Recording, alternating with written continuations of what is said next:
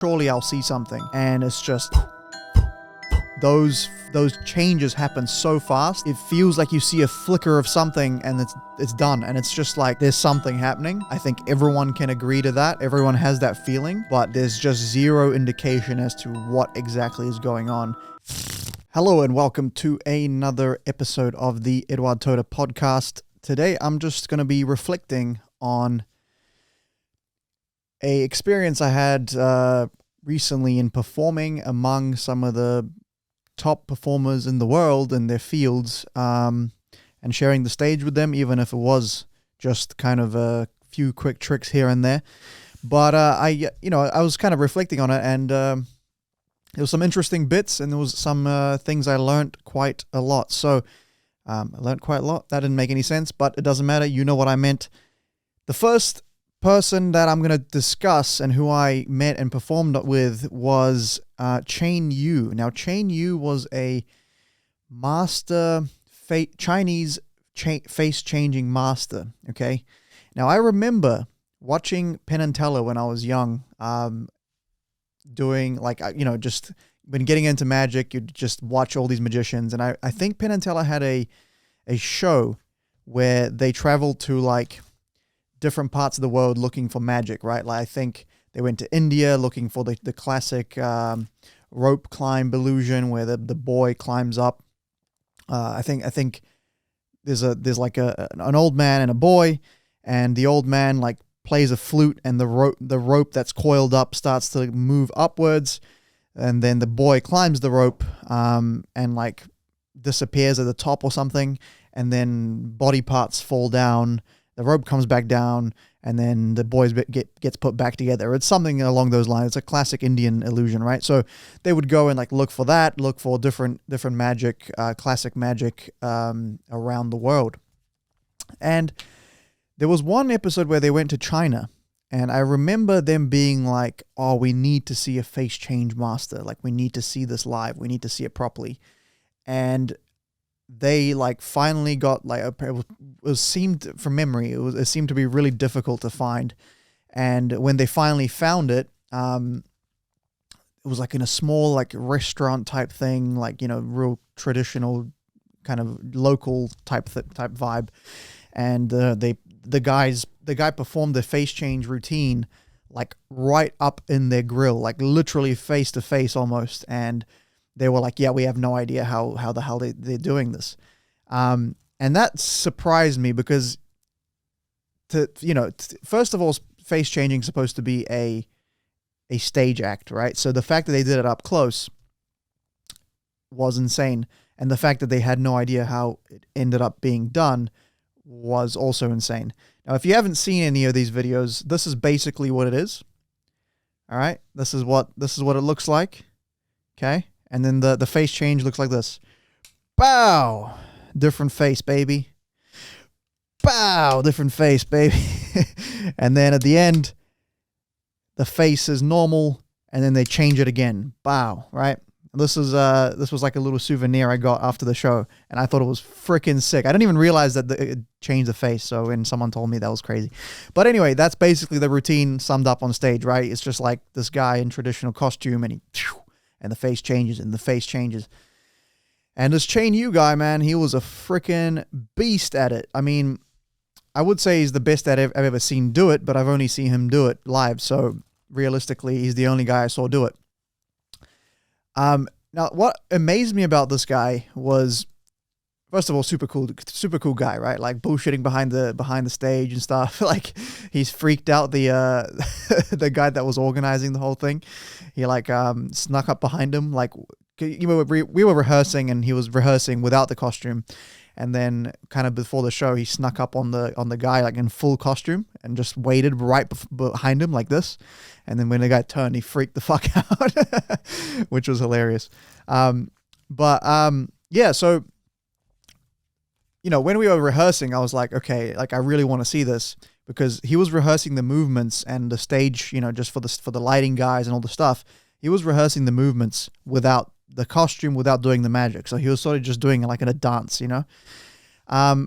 And then, yeah, when the show started and I started watching him from the start, obviously I'm behind the stage watching him do it side on, right? I thought surely I'll see something, and it's just like those changes happen so fast.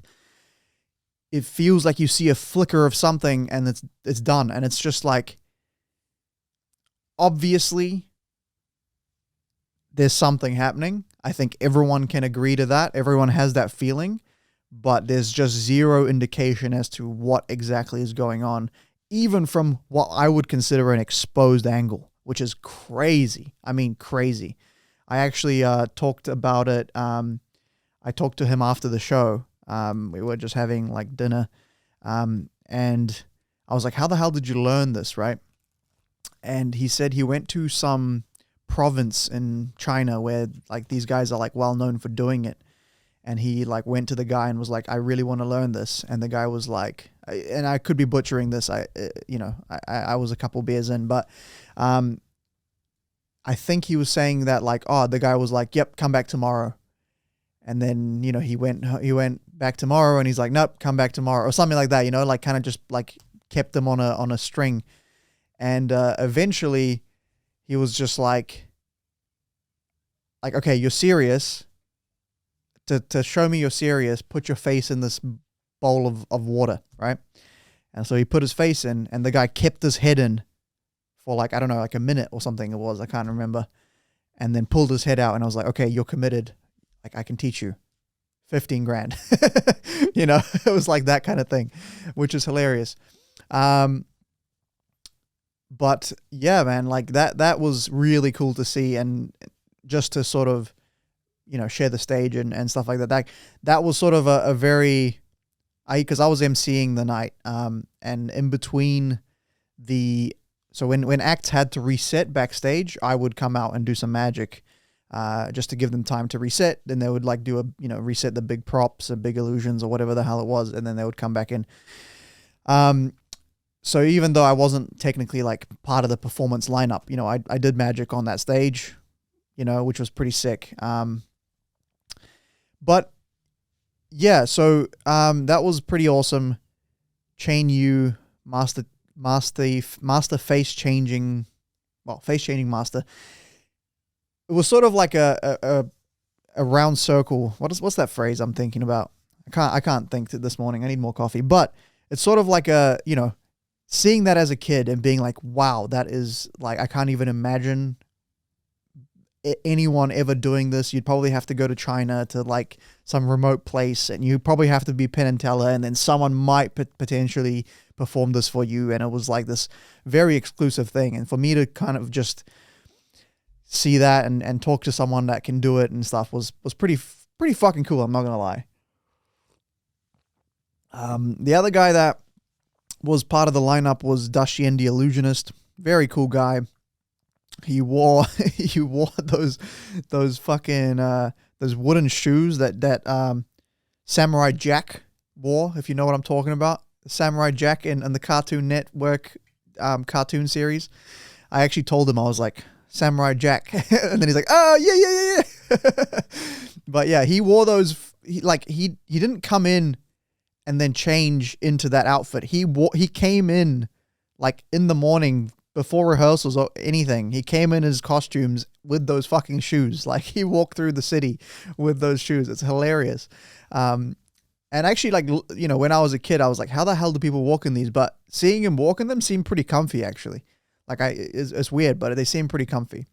Anyway, yeah, he was cool. He had a lot of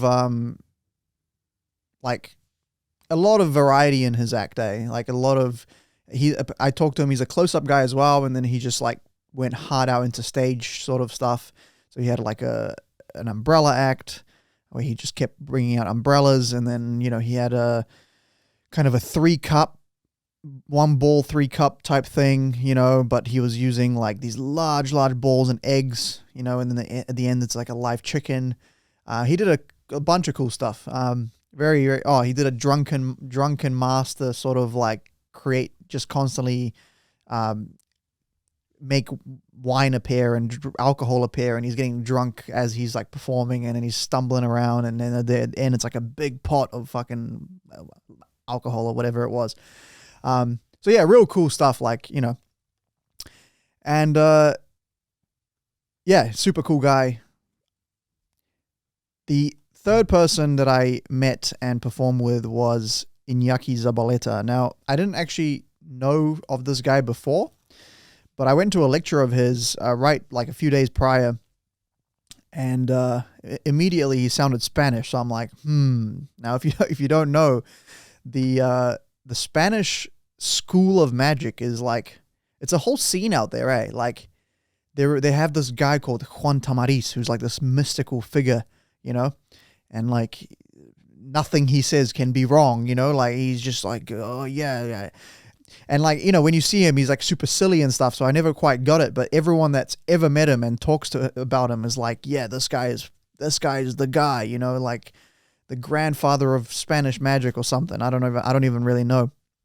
But yeah, and Inaki was just like, oh yeah, you know, I asked Juan Tamariz about this, and I'm like, bro, you can't just drop that in a conversation. I'm sorry, but you know, I just talked to LeBron James on the weekend, and you know, he was telling me that like, but nah, it was a cool guy, and it turns out he actually was a FISM world champion. Now, actually, I don't know which category he won the FISM in. Let me look this up real quick because I actually should have. So Inaki Zabaletta, FISM. I want to say he won stage. It doesn't. Oh, why is this in Spanish? FISM, Blackpool. Every fucking page is in like Argentinian or something, or Portuguese or Spanish. Yeah. Anyway, point is, FISM is like the Olympics of magic, right?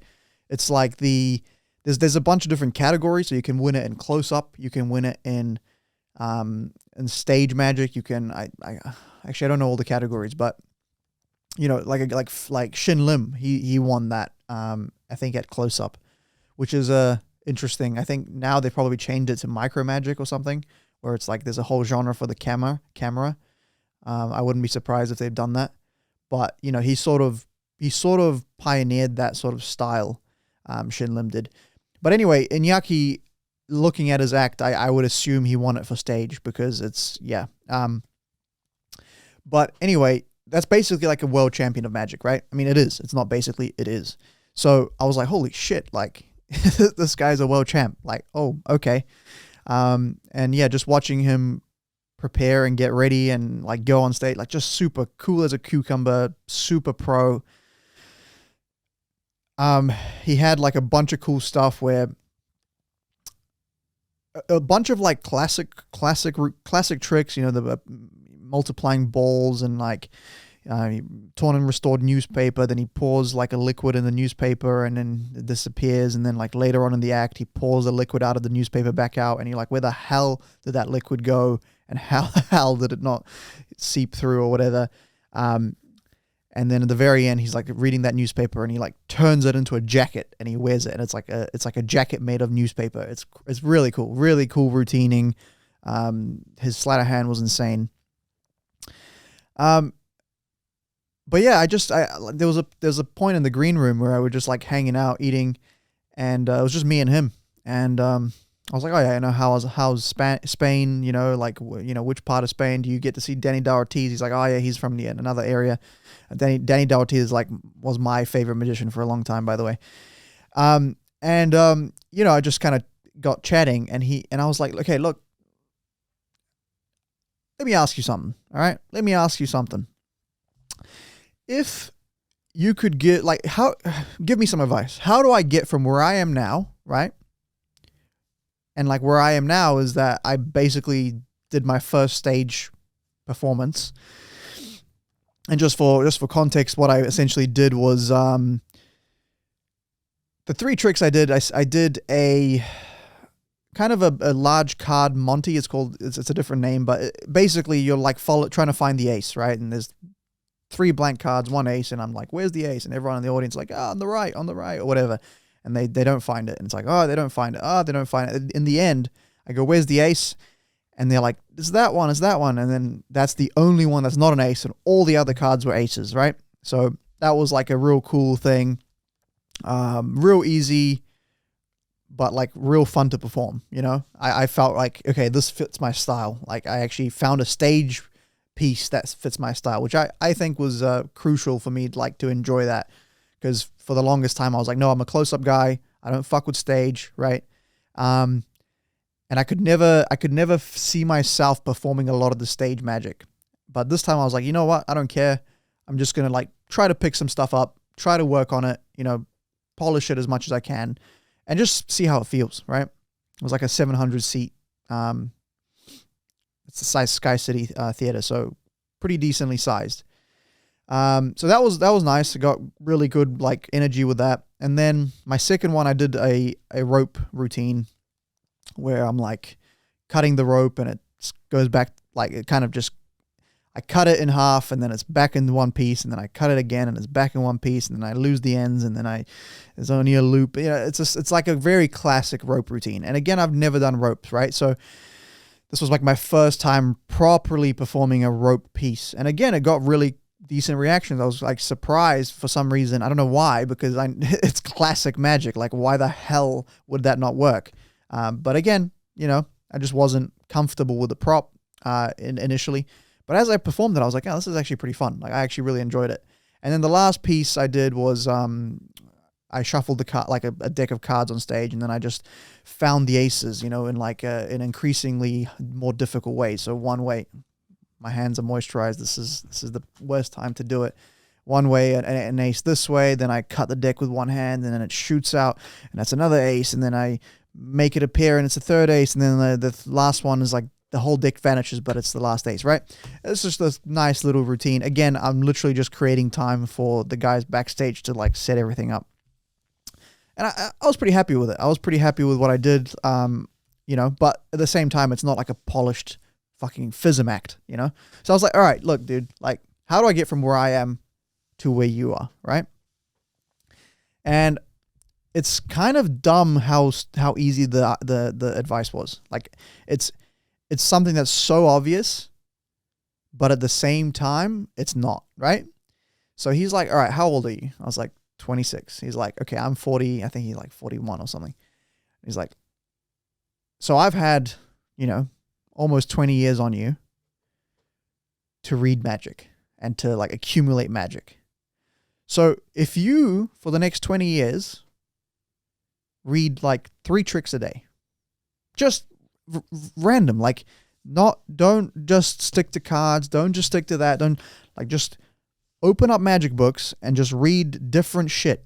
3 tricks a day. It doesn't take that long. 10 minutes a day. You're done. All right. 3 tricks a day. In 20 years, 3 times 360, let's say that's 1,000 tricks a year, right?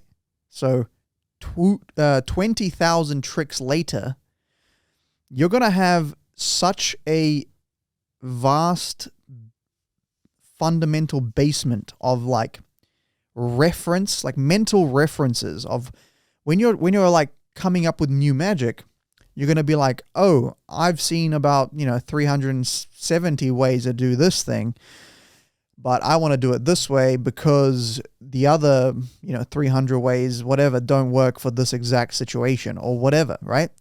So the more like accumulation of knowledge and understanding you have in all the aspects of the magic, not just the card stuff, not just the stuff that you're good at, but like every, you know, using silks, using kids tricks, using whatever, even if you don't perform for kids, all of those, like you all that exposure to magic just over years and years and years gives you a leeway to be creative, right? It gives you leeway. And he didn't say it like this, but I'm sort of extrapolating. It gives you like enough of a buffer zone where you can actually express yourself through the art, right?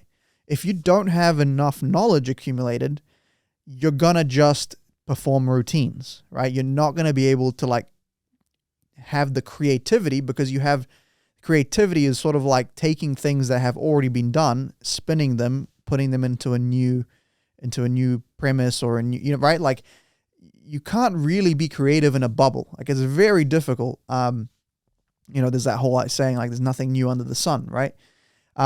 So that's like the way I was kind of interpreting that, and I was like, far out, dude. Like,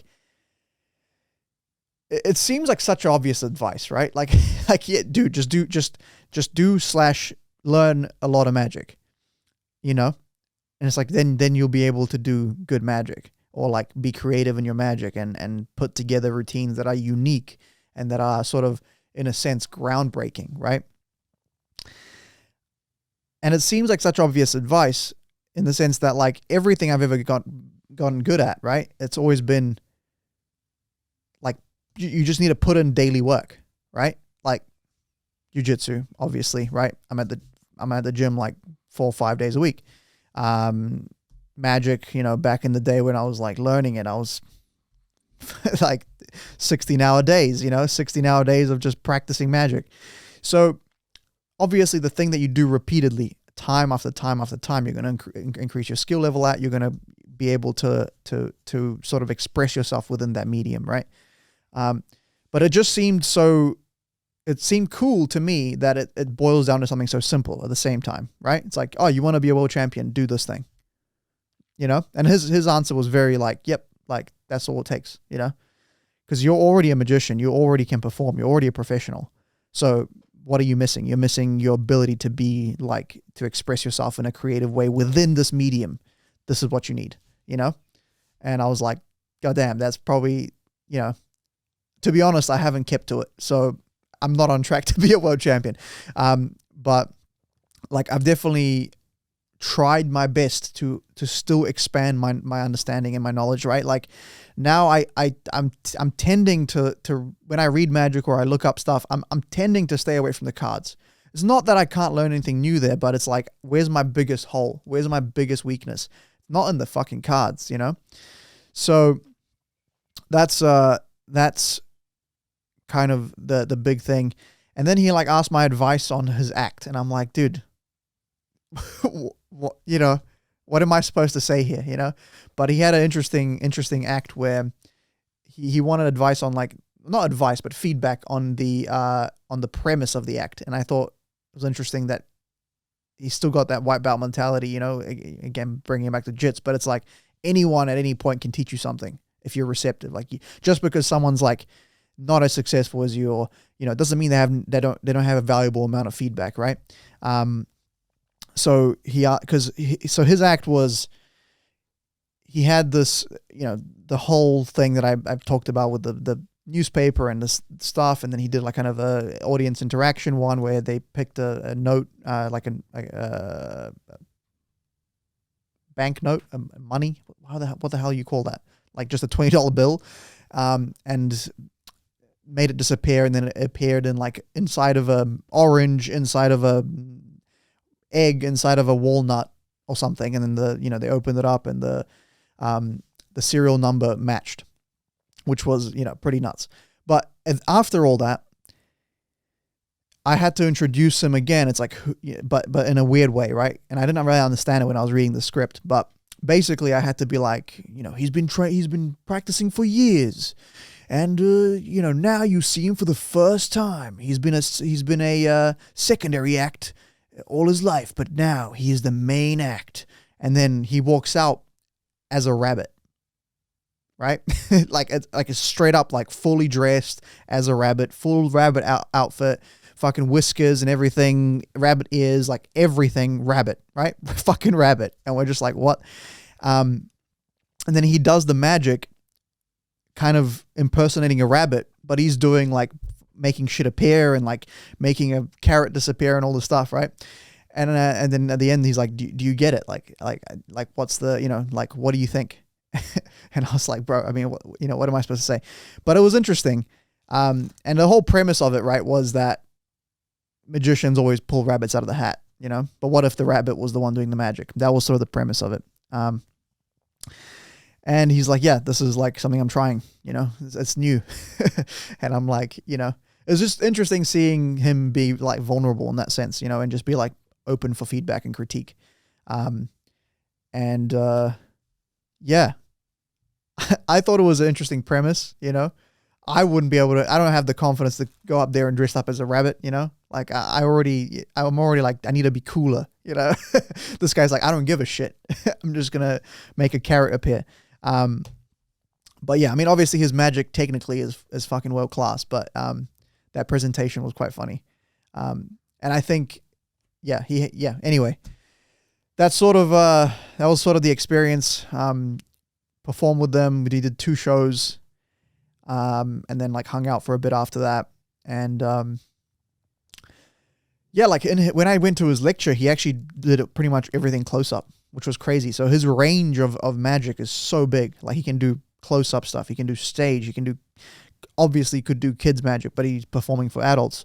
And so like he's just like can do anything pretty much. And so that advice tracks, right? Like he's clearly done the thing that he studied magic for the last 20 years every day, that he does have that large range of repertoire and ability to basically perform anywhere. But yeah, so that was a little bit of a breakdown of me meeting a Chinese face-changing master, a world champion, Daxien the Illusionist. You know, very cool experience. Very cool. Hyped me up at the time, you know. And who knows, maybe you'll be seeing me on stage more often, because now I know that I was actually scared of the audience size, to be honest with you. I was like, oh, it's going to be terrifying, right? But actually, when you're up there, the lights are in your face, you can't see shit. So realistically, you're just in a dark room. Like you almost can't tell that there's an audience there. So it just feels like you're practicing at home in a dark room. Like it's actually way easier. Like in my mind, it's kind of easier than close up. So I don't know what the hell I was terrified about. So yeah, I definitely looking forward to developing more stage stuff. So I guess I'll make an update when I work on some new shit. But anyway, thanks for listening to this episode. That was that was my experience, what I learned, the advice a world champion gave me. And if you follow me for the next 20 years, we'll see if that takes me to the FISM championships or not. You know, we can get back at Inaki in 20 years and be like, you bastard, you gave me bad advice. And then he'll just be like, nah, bro, you just didn't do the work. I don't believe it. Anyway, guys, thank you for listening. I'll catch you in the next one. Actually, wait a minute. We got some comments out here, do we? Let's see. We got some live comments. There was a guy here saying, opinion on Assassin's Creed. Assassin's Creed, huh? I've seen my friend play it back in the day. You know, back in those days where you hang out, when you hang out like at your friend's house and they're playing a game and you're just like happy to be there because they're playing a game and you're just watching them play. So I've watched Assassin's Creed in that way, but I've never played it.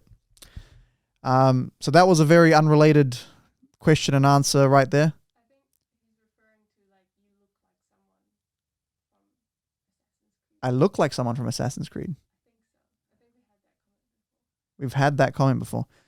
I don't know who they could be referring to. I don't know I don't know the franchise as well though, but usually the main guy is like in a hood. So I don't know what you know. But yeah, so there we go. If you have any questions that you want to get onto the pod in the next episode, either catch me live on TikTok or you can message me, DM the podcast page on all platforms, Instagram, TikTok, whatever the hell, wherever you can find us. We're everywhere, so just find us everywhere. Chuck us a DM and we will answer it at the end of the next episode. Now this time, for real, peace out.